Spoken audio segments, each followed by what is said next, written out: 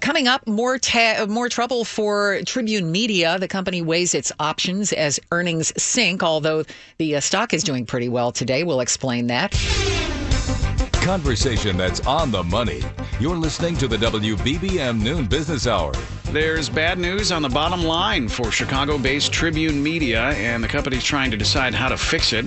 We're talking with Tim Hanlon, Managing Director of FTI Consulting here in Chicago. Good afternoon, Tim. Hi, Siska. How are you? I'm doing well. Thanks for joining us. Let's begin by just kind of lay out for us some of the challenges that Tribune Media is facing right now. Well, that depends on what year you ask that question. It's Yeah, been that's a right. long time of coming, right? In essence, you have the current management, which has basically been in place for about 3 years or so, and that's after a long legacy of various ownerships and bankruptcies and the like that we all know very much. Basically coming to grips with a changing media landscape. And the pieces that have remained in Tribune Media, which basically are three. That's the Tribune TV stations around the country, one of the largest, if not the largest, broadcast TV station owner in the United States. A fledgling or a still fledgling cable network called WGN America, which used to be a superstation. The WGN channel here in Chicago distributed as a superstation around the country to cable operators, which is now more of an original channel and rebranded to be its own original content provider in a very challenging landscape.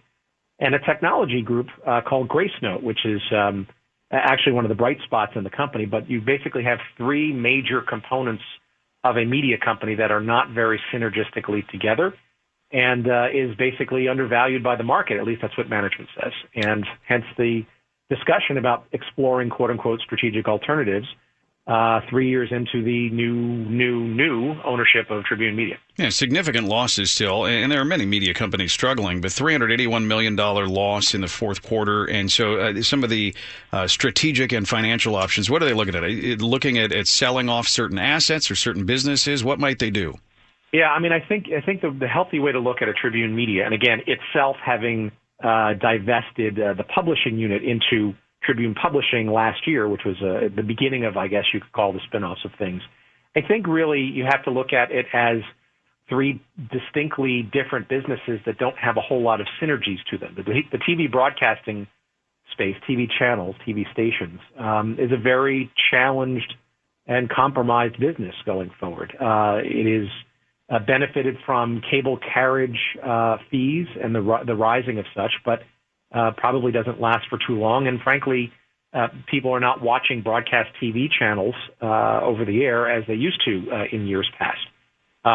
WGN America is its own special cause in that it is a cable network that is rebranding and redefining itself at the very moment people are, as we've talked about on this show many times before, unbundling or questioning how many channels that they need to subscribe to. And then Gracenote, which is a tech-oriented play, which is in various pieces of digital data and information, in many respects is almost hamstrung by the fact that the legacy revenues of Tribune Media are largely dominated by traditional media revenue sources, which are challenged. So you have three different businesses there. That's a challenge. Well, the investors seem to like it. The shares are higher today. Let me ask you one quick question about Tribune Publishing. We recently saw the majority owner of the Sun-Times walk a few blocks over to Tribune Publishing, where he became the largest shareholder. What is going on? Yeah, well, there, I think more pronounced is a writ small version of the publishing industry in severe challenge and redefinition. And, desperate organizations do desperate things. And in a cash crunch, a check or a savior can often bring with it some significant strings, shall we say, attached to that process. Look, I think in general you can look at the publishing business overall as being very, very challenged and compromised. The transition to digital needs to happen much, much faster, and the legacy costs need to be removed very fast. And it's a redefinition of the industry, and television is probably a slower motion version of that same story. All right. That's maybe why we're celebrating last night's win by Spotlight for the Academy Awards, because it was a newspaper where they do wonderful journalism, and we're not seeing that as much anymore. Thanks so much, Tim. Tim Hanlon is Managing Director at FTI Consulting here in Chicago.